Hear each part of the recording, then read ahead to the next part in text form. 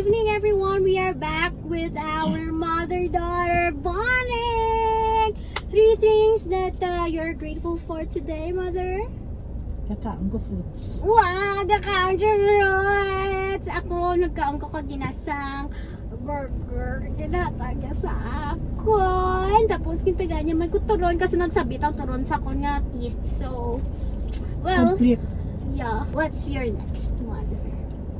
Sunod ka sa Nakahigda frame. si Titil sa iya bago nga bed. Ayan! Nakaigda siya sa bago nga bed because I bought her some bed. It's 3 feet by 2 feet para sa dog nga bed. Yung bakal ko sa Mandawi foam. Kagula lang kami giling kabakal sa bisa pagin ka foam. Kasi no pa gamit lang sa bed. Duha ka rikotoy. Okay, matik kay Ada. Ay, Liam! Yan naman si Ada kag si Moti. What's your last? Your turn. Napacheck up ko na si Titil. Wow, she's old. She's already 15.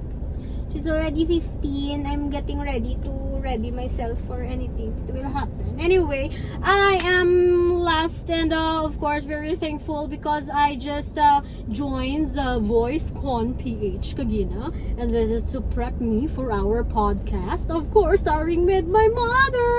Wala ko kanina nagdaog Kagina sang premium podcast. Kaya feeling ko do ikaw gid ang mabakal para sa ako.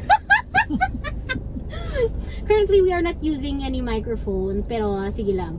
It's, baby steps, 1 step at a time, para success tayo. Importante, success tayo all the way, di ba? So, thank you so much for watching. Thank you so much for listening to us. Isunod ko na siya sa may podcast na to nga playlist. Alright, mayong gabi sa inyo tanan, and this is once again my mama.